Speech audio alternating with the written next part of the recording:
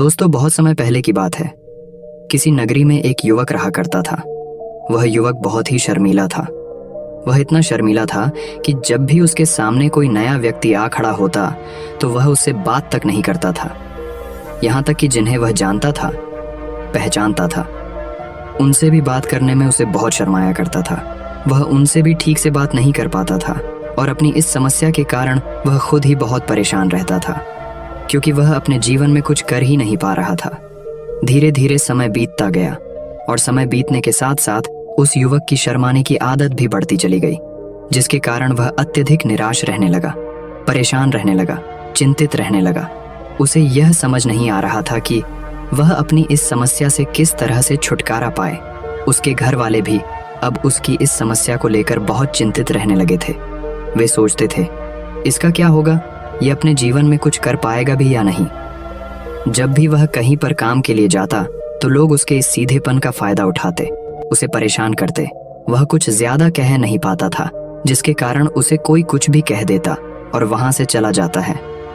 इन्हीं सब कारणों की वजह से उसका मन कहीं भी किसी भी काम में नहीं लगता। वह हर काम को कुछ ही दिनों में छोड़ दिया करता। उसके मन में बहुत कुछ चल रहा था। उसके मन में विचारों के तूफान उठ रहे थे। वह सबसे बहुत कुछ कहना चाहता था, लेकिन अपनी इस आदत के कारण वह किसी से कुछ नहीं कह पा रहा था। वह अंदर ही अंदर घुटता जा रहा था। सारे विचार, सारी बातें उसके मन में ही दबी पड़ी थीं। लेकिन कभी भी वह किसी से भी अपने मन की बात नहीं बताता था। जब छोटा सा बच्चा था तब उसे लोग बहुत पसंद करते थे। उसकी इस आदत को भी लोग सराहते थे। लेकिन इसी आदत की वजह से जब वह बड़ा हो गया, युवा हो गया, तो इसी आदत के कारण उसे अपना जीवन जीने में भी अत्यधिक परेशानियां उठानी पड़ रही थीं। और वह युवक भी अपनी इस गलती के कारण बहुत परेशान रहता। अपनी इस एक आदत से छुटकारा पाना चाहता था। वह चाहता था कि वह लोगों से अपने मन की बात खुलकर कह पाए। जो कुछ करना चाहता है, जो कुछ कहना चाहता है, वह सबसे वह खुलकर कह सके, कर सके। लेकिन जब भी कोई दूसरा उसके सामने आता तो उसकी जुबान मानो खुलती ही नहीं। यहाँ तक कि वह अपने माता पिता के सामने भी ठीक से बात नहीं कर पाता था। केवल उसके कुछ मित्र थे जिनसे वह अपने मन की बात कर पाता था। जब भी वह किसी बात का जवाब देता तो लोग उसकी हंसी उड़ाते थे, उसका मजाक बनाते। लोग कहते हैं कि आज तो तेरे मुंह में भी जबान आ गई है। यह समस्या दिन ब दिन बढ़ती चली जा रही थी और इस समस्या के कारण अब उसके पिता भी अत्यधिक चिंतित रहने लगे थे। वह चाहते थे कि उनका बेटा भी दूसरों के सामने अपने मन की बात रख सके। लेकिन एक दिन जब अपने उस बेटे को दूसरों के सामने शर्मिंदा होता हुआ देख रहे थे, तभी उन्हें बहुत क्रोध आया और वह अपने बेटे को खरी खोटी सुनाने लगे। उन्होंने उसे इतना डांट दिया कि वह युवा लड़का अत्यधिक क्रोधित हो गया और वहां से बिना कुछ कहे वहां से चला गया। शाम हो चुकी थी और अब तक उनका बेटा घर नहीं लौटा था। माता और पिता दोनों बड़े ही चिंतित थे। वे अपने बेटे को वापस घर पर देखना चाहते थे, लेकिन युवा लड़का तो भागते भागते पहाड़ की चोटी पर जा पहुंचा था। वह वहां से नीचे की ओर झांक रहा था और ईश्वर से कह रहा था, हे भगवान, आपने मुझे ऐसा क्यों बनाया? लोग मेरा मजाक उड़ाते हैं, लोग मेरी हंसी उड़ाते हैं। जब मैं इस दुनिया में अपने मन की बात रख ही नहीं सकता, मैं किसी से कुछ कह ही नहीं सकता, तो फिर मैं इस जीवन को जी कर क्या करूंगा? जब भी मैं किसी से कुछ कहने की कोशिश करता हूँ तो लोग मेरा मजाक बनाते हैं, मेरी हंसी उड़ाते हैं, यहाँ तक कि वह मुझसे कुछ भी कहकर चले जाते हैं और मैं उनका जवाब नहीं दे पाता। ऐसा जीवन जीकर मुझे क्या मिलेगा? इसलिए मैं तेरे पास आ रहा हूँ। इतना कहकर जैसे ही वह युवक कूदने की तैयारी कर रहा था कि तभी पीछे से आवाज सुनाई पड़ी, बेटा, जान देना तो बहुत आसान है, लेकिन इस जान को तुम वापस नहीं पा सकोगे। जैसे ही ये आवाज उसके कानों में पड़ी, वह पीछे मुड़कर देखने लगा। उसने जैसे ही पीछे मुड़कर देखा, उसने पाया कि एक बौद्ध भिक्षु उसके पीछे खड़े हैं। उन्हें देखकर वह डर सा गया और अपने कदम पीछे खींच ली और चुपचाप वहां पर खड़ा हो गया। अपनी आदत के कारण वह उनसे कुछ कह नहीं पा रहा था। तभी बौद्ध भिक्षु उस युवक से कहते हैं, बेटा, क्या बात है? आखिर तुम यहाँ पर क्या कर रहे हो और तुम अपने इस जीवन को क्यों समाप्त करना चाहते हो? ये अनमोल जीवन बहुत कम लोगों को नसीब होता है और तुम्हें यह जीवन व्यर्थ लगता है। इस पर वह युवक कहता है, नहीं नहीं, कुछ नहीं, मैं तो बस यहाँ पर खड़ा होकर देख रहा था। तभी बौद्ध भिक्षु उस युवक से कहते हैं, बेटा, मैं जानता हूं कि तुम यहाँ पर क्या करने आए थे। तुम मुझसे कुछ नहीं छुपा सकते। लेकिन मैं चाहता हूँ कि तुम अपनी समस्या मुझसे खुद बताओ, तभी मैं उसका समाधान तुम्हें बता पाऊंगा। यदि तुम चाहते हो कि कोई तुम्हारी मदद करे तो उसके लिए पहले तुम्हें ही आगे बढ़ना होगा। यदि तुम चाहते हो कि मैं तुम्हारी समस्या का समाधान करूं तो तुम्हें मुझे अपनी समस्या बतानी होगी, वरना मैं कुछ नहीं कर सकूंगा। उन बौद्ध भिक्षुओं की यह बात सुनकर वह युवक कहता है, नहीं नहीं, मैं ठीक हूँ, मैं सच कह रहा हूँ। उस युवक की यह बात सुनकर बौद्ध भिक्षु उस युवक से कहते हैं, ठीक है बेटा, यदि तुम नहीं चाहते कि मैं तुम्हारी मदद करूं तो कोई बात नहीं, मैं तुम्हारी बात पर विश्वास कर लेता हूँ। लेकिन तुम्हें भी मेरी एक बात पर विश्वास करना चाहिए कि मैं तुम्हारी मदद के लिए ही यहाँ पर आया हूँ। तुम चाहो तो तुम अपनी समस्या मुझे बता सकते हो और मैं तुम्हारी इस समस्या का समाधान भी अवश्य करूँगा। इसका जवाब देते हुए युवक उन बौद्ध भिक्षु से कहता है, नहीं नहीं, मैं ठीक हूँ, आप जाइए।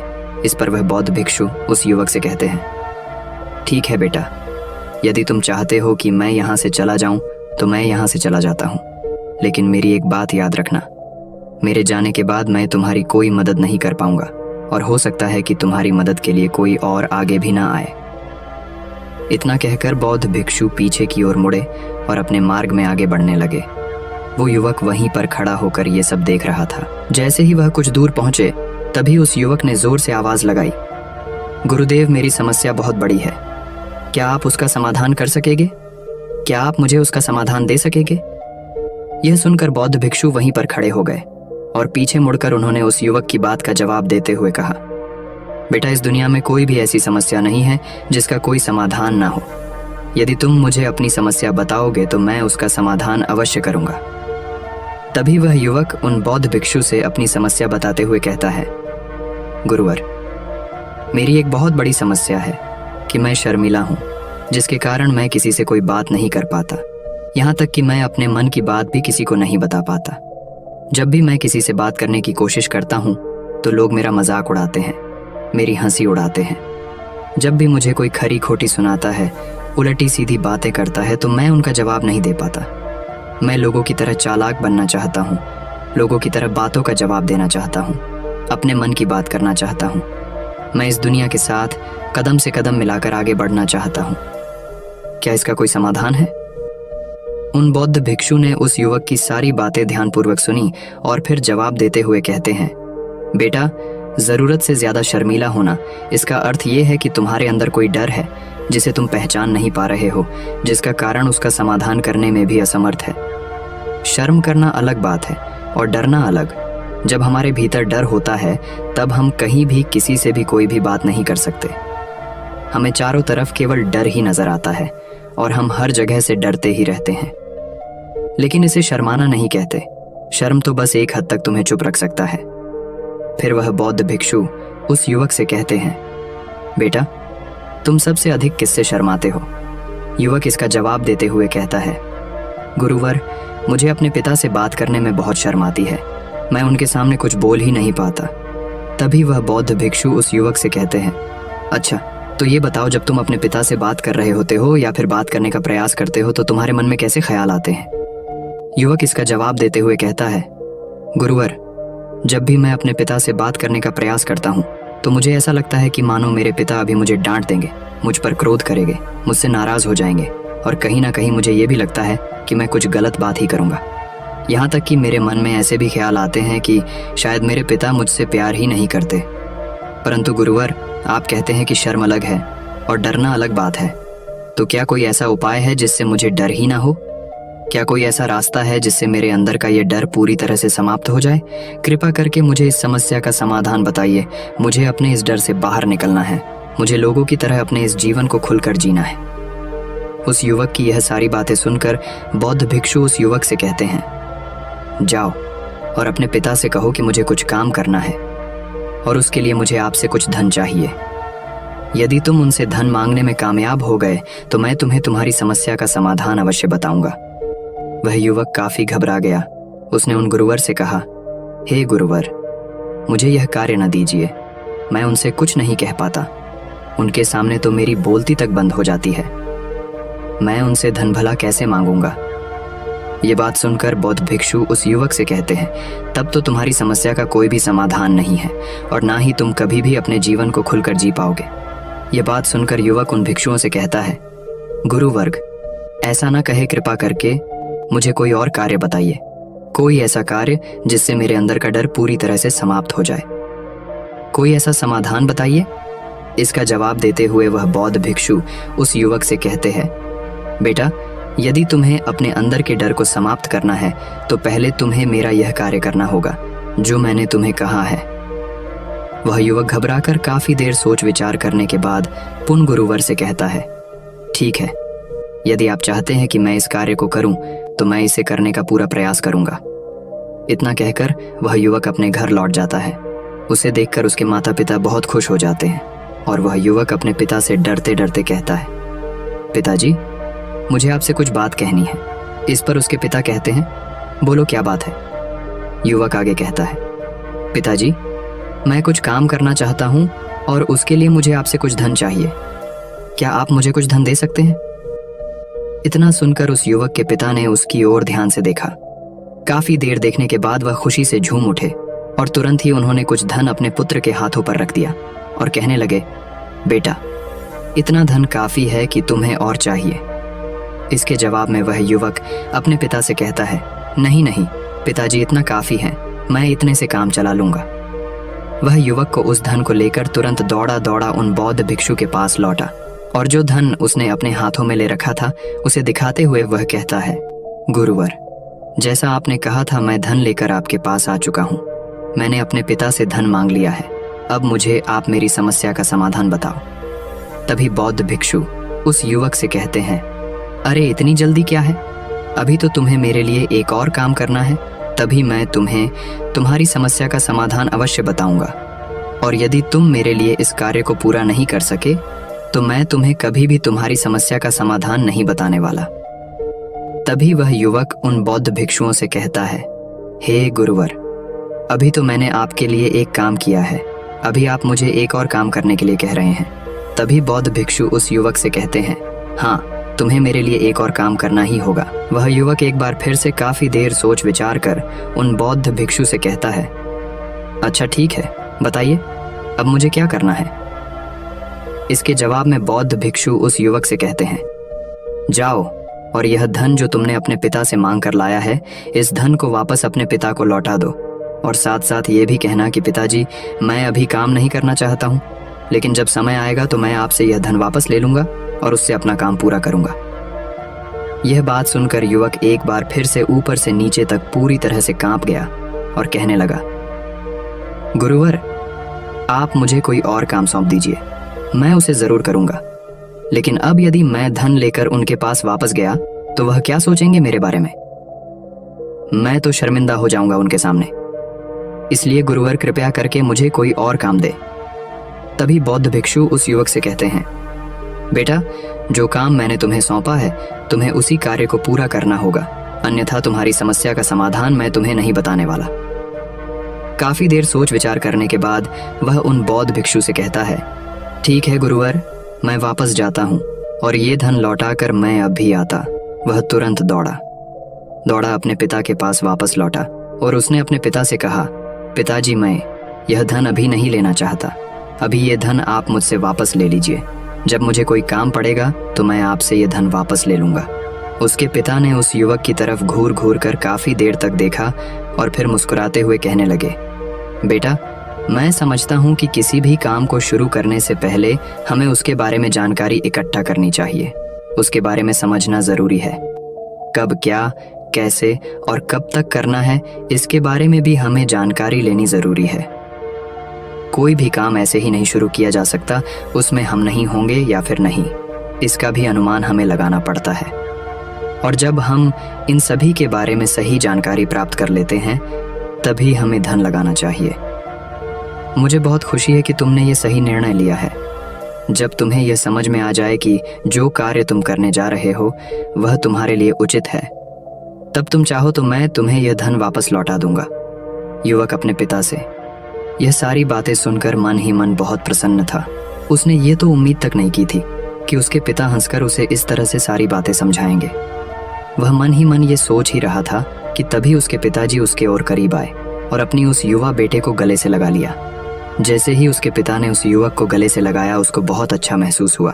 उसका आत्मविश्वास, उसका हौसला और बढ़ता गया।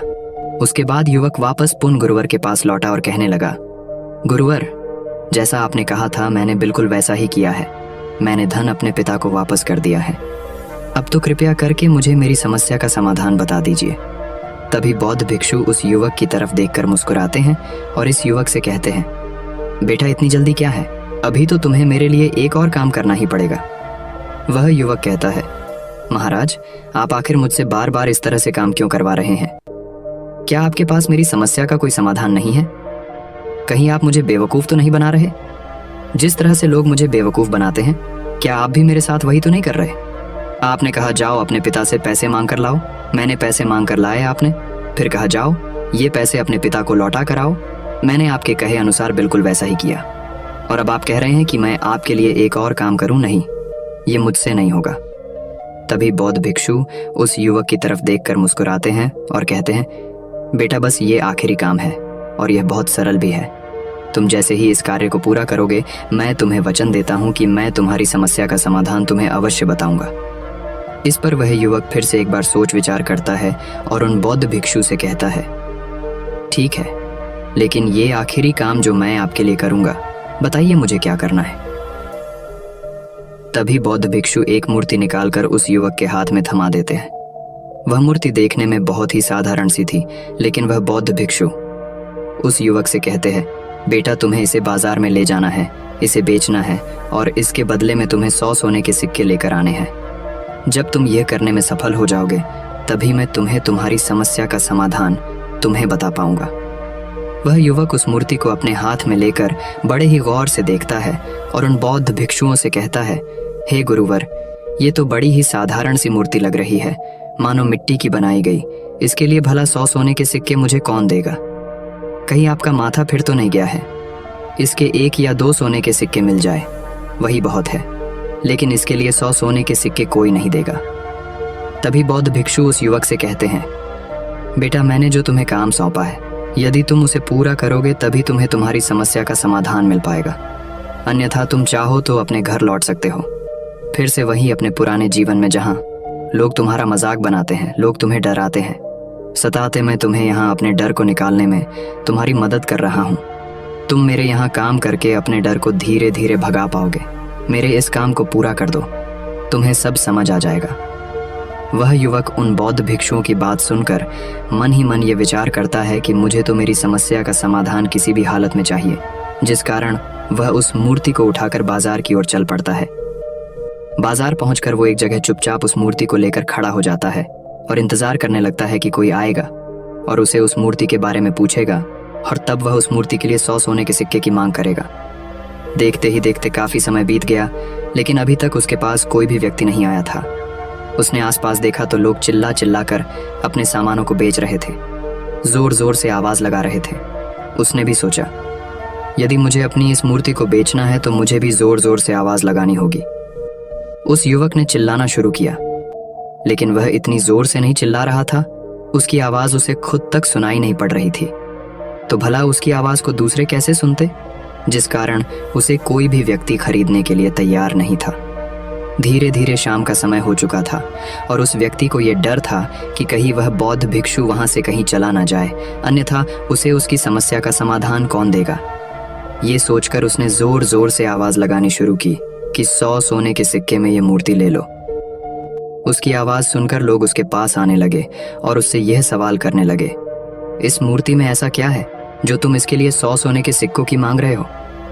इसके अंदर ऐसा कुछ तो खास होगा ही। युवक काफी देर सोच विचार कर उस युवक से कहता है, नहीं नहीं, मुझे कुछ नहीं पता, मैं तो बस ये मूर्ति यहाँ पर बेचने आया हूँ। तभी उसमें से एक युवक उस युवक से कहता है, अगर ऐसी बात है तो इस मूर्ति को कोई नहीं खरीदने वाला। आखिर इस मूर्ति में ऐसा क्या खास है जिसके लिए तुम सोने के सिक्के की मांग कर रहे हो? ये तो तुम्हें बताना ही पड़ेगा। धीरे धीरे कई लोग उसके पास आए और सभी ने बस एक ही सवाल किया, आखिर इस मूर्ति में ऐसा क्या खास है, ऐसी क्या बात है जिसके लिए तुम सोने के सिक्के की मांग कर रहे? उस युवक ने उससे बातचीत की, उन्हें समझाने की कोशिश की, कई प्रयत्न किए, लेकिन कोई भी उस मूर्ति को सोने के सिक्के देकर खरीदने के लिए तैयार नहीं था। वह निराश हो गया, उसे कुछ समझ नहीं आ रहा था कि वह क्या करे। तभी बाजार में उसने देखा कि कुछ लोग अपने सामानों की खासियत बता रहे हैं, उसे बेचने के लिए उसकी खास खास बातों के बारे में लोगों को समझा रहे हैं। ये देखकर उसने भी सोचा कि मुझे भी इस मूर्ति की कुछ खासियत लोगों को बतानी है। उसने फिर एक बार जोर जोर से आवाज लगानी शुरू की, समस्या का समाधान निकालने वाली मेरी गुरु की इकलौती मूर्ति, जो इस दुनिया में केवल एक ही है। जिसके पास भी यह मूर्ति होगी उसके घर में कोई समस्या नहीं होगी। यह मूर्ति उस समस्या का समाधान तुम्हें अवश्य बताएगी। ये सुनकर लोग उसके पास पहुंचने लगे और उसे ये सवाल करने लगे, क्या सच में ये मूर्ति जिसके पास होगी उसके पास कोई समस्या नहीं होगी? क्या सच में ये सभी समस्याओं का समाधान करती है? उसका जवाब देते हुए युवक कहता है, हाँ, सभी समस्याओं का समाधान कर देती है। यदि आप इस मूर्ति को ले जाते हैं, आपके घर में कोई भी समस्या होगी तो उसका समाधान यह आपको अवश्य बताएगी। चाहे कोई भी समस्या हो, कैसी भी समस्या हो, कैसी भी परिस्थिति हो, आपको इसका समाधान अवश्य मिलेगा। इतना सुनने के बाद अब वही एक मूर्ति सबको चाहिए थी, उस मूर्ति के दाम लगाने लगे।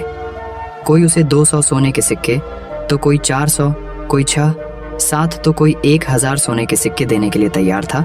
उस मूर्ति की कीमत लगातार बढ़ती जा रही थी। जैसे जैसे लोगों को पता चलता जा रहा था कि ये मूर्ति लोगों की समस्या का समाधान करती है, लोग उसे किसी भी कीमत पर खरीदने के लिए तैयार हो गए थे।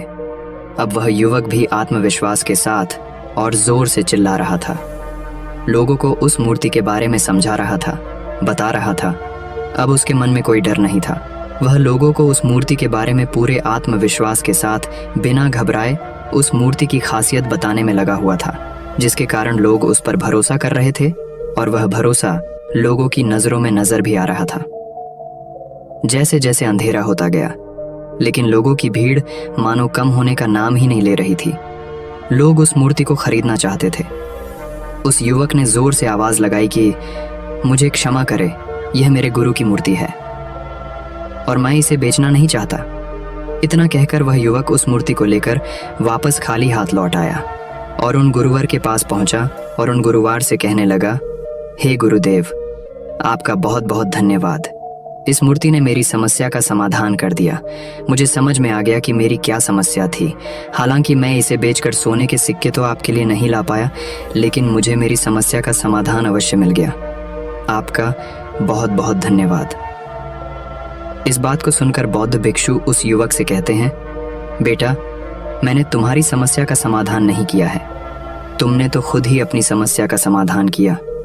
अपनी समस्या तुमने खुद ही सुलझा ली है।